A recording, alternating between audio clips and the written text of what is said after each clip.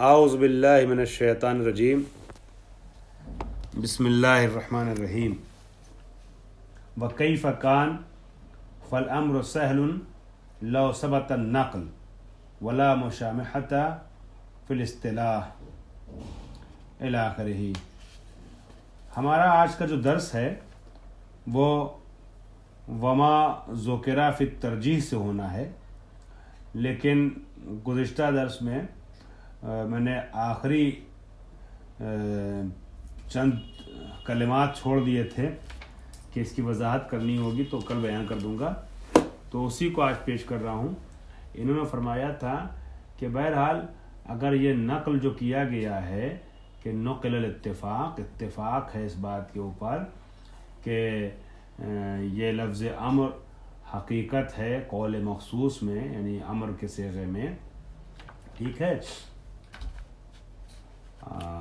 البتہ یہ تھا کہ وہ کس طریقے سے اس میں حقیقت ہے، آیا صرف صیغہ فعل میں یا فعل کے جو اپنے ہمراہ معنی طلب کو لیے ہوئے ہو، بے ہمراہ طلب، یہ ساری باتیں ہو چکی ہیں۔ اس سلسلے کو آگے بڑھاتے ہوئے کہتے ہیں وہ کئی فقان، خیر جو بھی ہو، جو 2-3 طریقے کی باتیں کی گئی تھیں، چاہے یہ ہو چاہے وہ، خلاصہ مطلب یہ ہے فالامر سہل لو ثبت النقل، اگر نقل ثابت ہو جائے تو امر آسان ہے، اور اصطلاح میں جو ہے وہ کوئی زیادہ مناقشہ، زیادہ بحث نہیں ہے۔ اہم جو ہے وہ ہمارے لیے اصطلاحی معنی نہیں ہے، اہم جو ہے وہ لغوی اور عرفی معنی ہے، تاکہ ہم یہ دیکھیں کہ قرآن اور روایات میں اگر لفظ امر استعمال ہوا ہے تو اسے کس معنی پہ حمل کیا جا سکے، ٹھیک ہے۔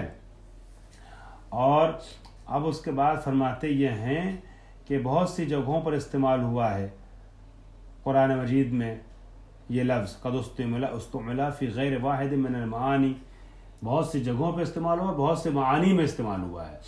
ابھی ہم نے خود پیچھے مثالیں پڑھی ہیں، 5-6 مثالیں دی ہیں۔ لفظ امر قرآن مجید میں الگ الگ معانی میں استعمال ہوا ہے، الگ الگ معانی میں استعمال ہوا ہے۔ تو اب سوال یہ پیدا ہوتا ہے کہ جو الگ الگ معنی میں استعمال ہوا ہے تو کس عنوان سے استعمال ہوا ہے؟ آپ نے کہا کہ زید کالاسد یا زید اسد، کالاسد نہیں، زید اسد، زید جو ہے وہ شیر ہے۔ کیا کہا آپ نے؟ آپ نے کیا کہا؟ زید شیر ہے۔ تو جب آپ نے کہا کہ زید شیر ہے تو آپ نے شیر کو زید اسد، زید اسد، شیر کے معنی میں جب زید کو استعمال کیا ہے تو کس طریقے سے استعمال کیا ہے، کس عنوان سے بتائیے؟ زید کو جب آپ نے شیر کہا، احسن، مجازی طور پہ، مجازن استعمال ہوا ہے، ٹھیک ہے۔ تو حقیقتاً زید جو ہے وہ شیر نہیں ہے، اسد نہیں ہے۔ لفظ اسد کو معنی مجازی میں استعمال کیا گیا۔ اب سوال یہ پیدا ہوتا ہے کہ جیسے اسد حیوان درندہ کے لیے استعمال کیا گیا اور کہیں پر مرد شجاع کے لیے استعمال کیا گیا، تو آپ نے کہا جہاں حیوان درندہ کے لیے استعمال ہوا ہے وہاں حقیقت ہے، اور جہاں پر استعمال ہوا ہے یعنی مرد شجاع کے لیے وہاں مجاز ہے، ٹھیک ہے، وہاں مجاز ہے۔ کہنا یہ چاہ رہے ہیں کہ قرآن مجید میں لفظ امر کو مختلف معنی میں استعمال کیا گیا ہے۔ وہ معنی ابھی پیچھے گزر چکے ہیں، آپ نے دیکھا 6-7 مثال تو انہوں نے دی ہی ہے۔ تو یہ جو الگ الگ معنی میں استعمال ہوا ہے یہ کس عنوان سے استعمال ہوا ہے؟ کیا سب میں حقیقت ہے، سب میں مجاز ہے، کس طریقے سے؟ تو یہاں 3 طریقے کے جو کلمات بولے جاتے ہیں۔ ایک بولا جاتا ہے مشترک لفظی، ایک بولا جاتا ہے مشترک معنوی، اور ایک بولا جاتا ہے حقیقت اور مجاز۔ جب ایک لفظ کئی معنی میں، الگ الگ معنی میں استعمال ہو تو وہ ایسی جگہوں کے لیے یا مشترک لفظی بولتے ہیں، یا مشترک معنوی بولتے ہیں، یا حقیقت و مجاز بولتے ہیں۔ ان تینوں میں کیا فرق ہے؟ آپ پینسل لیجئے، فٹافٹ سائڈ میں لکھیے گا، میں جلدی جلدی بول رہا ہوں۔ مشترک لفظی، ایک لفظ کے لیے کئی معنی ہوں، ایک لفظ کے لیے کئی معنی ہوں، آپ کے ذریعے سے آن لائن جن لوگوں تک گفتگو ہماری پہنچ رہی ہے ان کو بھی ذرا سا موقع ملے گا بیچ میں رک کر کے. میں جب بول رہا ہوں ٹھہر کے بول رہا ہوں تو لکھنے میں آسانی ہو جائے گی. مشترک لفظی کیا ہے؟ ایک لفظ کے کئی معنی ہوں اور ہر معنی کے لیے الگ الگ وہ لفظ وضع کیا گیا ہو. اور ہر معنی کے لیے جلدی لکھیے گا. اور ہر معنی کے لیے الگ الگ وہ لفظ وضع کیا گیا ہو.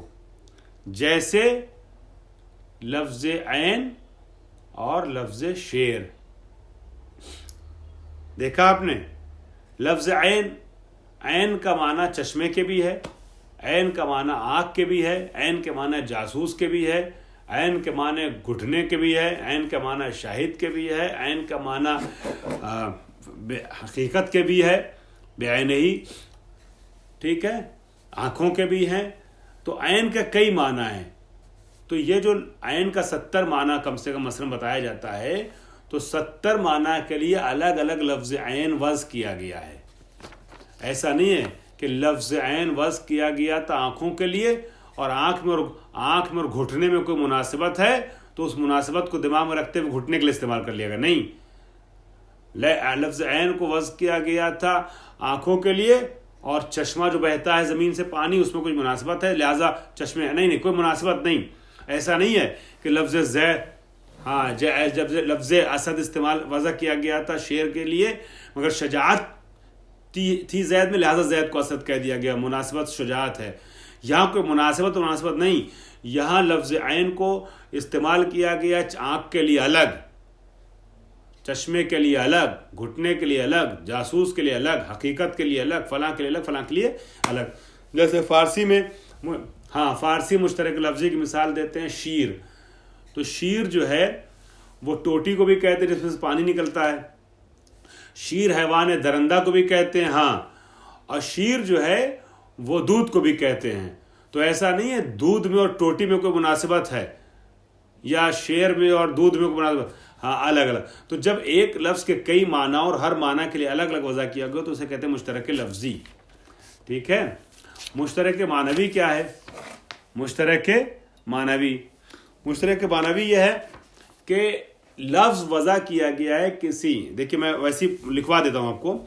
ایک لفظ ایک قدر مشترک کے لیے وضع کیا گیا ہو. ایک لفظ کسی قدر مشترک کے لیے وضع کیا گیا ہو. لکھیے جس کے متعدد مصادیق ہوں. جس کے متعدد مصادیق ہوں اور ہر مصداق میں متعدد مصادیق ہوں اور ہر مصداق میں اس کا استعمال بصورت جداگانہ ہو، بصورت جداگانہ درست ہو، اور ہر مصداق میں اس کا استعمال بصورت جداگانہ درست ہو. جیسے لفظ حیوان. یہ بتائیے گا بکرا حیوان ہے کہ نہیں؟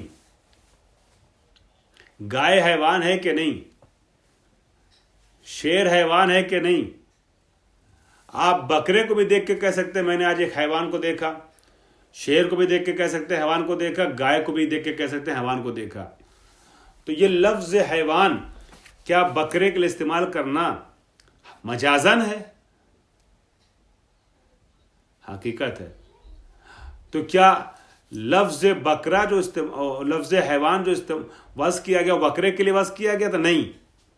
دیکھیے مجازن بھی نہیں ہے. مجازن بھی نہیں ہے. یہ بھی نہیں ہے کہ کسی ایک چیز سے مشابہت کی وجہ سے اس لفظ کو یہاں استعمال کیا گیا ہے. مجازن نہیں ہے، حقیقت ہے. لفظ حیوان کا بکرا کے لیے استعمال کرنا ٹھیک ہے.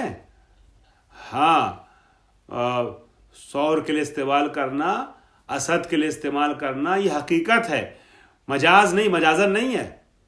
لیکن ایسا بھی نہیں ہے کہ لفظ حیوان کو بکرے کے لیے الگ وضع کیا گیا، گائے کے لیے الگ وضع کیا گیا، شیر کے لیے الگ وضع کیا گیا. نہیں، لفظ حیوان جانور کے لیے وضع کیا گیا ہے. اب اس جانور اور حیوان کے مصداق الگ الگ ہیں. حیوان قدر مشترک ہے جس کا معنی ہے جانور. اس حیوان کے مصداق الگ الگ ہیں. بکرا، گائے، کتا، بھینس، یہ وہ، شیر، سب اس کے مصادیق ہیں. تو جب ایک لفظ وضع ہو کسی ایک قدر مشترک کے لیے جس کے مصداق الگ الگ ہوں تو وہاں پہ کہتے ہیں مشترک معنوی، چونکہ یہ سارے جانور جو ہیں معنی میں مشترک ہیں لفظ حیوان کے ساتھ. ٹھیک ہے، حیوان کا معنی جانور ہے، جانور یہ بھی، جانور وہ بھی، جانور وہ بھی. ٹھیک ہے، مگر ایسا نہیں ہے کہ لفظ حیوان کو ان سب کے لیے الگ الگ وضع کیا گیا جیسے لفظ عین کو سب کے لیے الگ وضع کیا گیا تھا. تو یہ ہوگا مشترک، ہاں مصادیق الگ الگ ہیں، قدر مشترک کے لیے وضع کیا گیا. صحیح، دو چیزیں ہو گئی. تیسری چیز حقیقت و مجاز، آپ کو پتہ ہی ہے. حقیقت و مجاز میں کیا ہے؟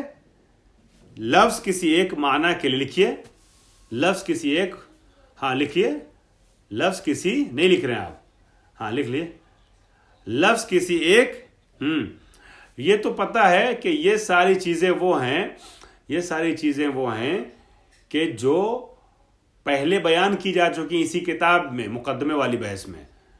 لیکن ہم نے آپ کے ساتھ چونکہ مقدمے کی بحث کو لے کے نہیں چلے ہیں ہم آپ کے ساتھ، ٹھیک ہے، لہٰذا جب بات آئی ہے تو بات کو مکمل کرنے کے لیے، سمجھانے کے لیے ان چیزوں کی تکرار کرنا پڑ رہا ہے مجھے. تو حقیقت مجاز ہے کہ لفظ کسی ایک معنی کے لیے وضع ہو مگر دوسرے معنی میں کسی مناسبت کے سبب استعمال ہو، جیسے لفظ اسد، حیوان، اسد کس کے لیے؟ مرد شجاع کے لیے. اب سوال یہ پیدا ہوتا ہے کہ قرآن مجید میں لفظ امر کا جو استعمال الگ الگ معانی میں ہوا ہے وہ کس عنوان سے ہوا؟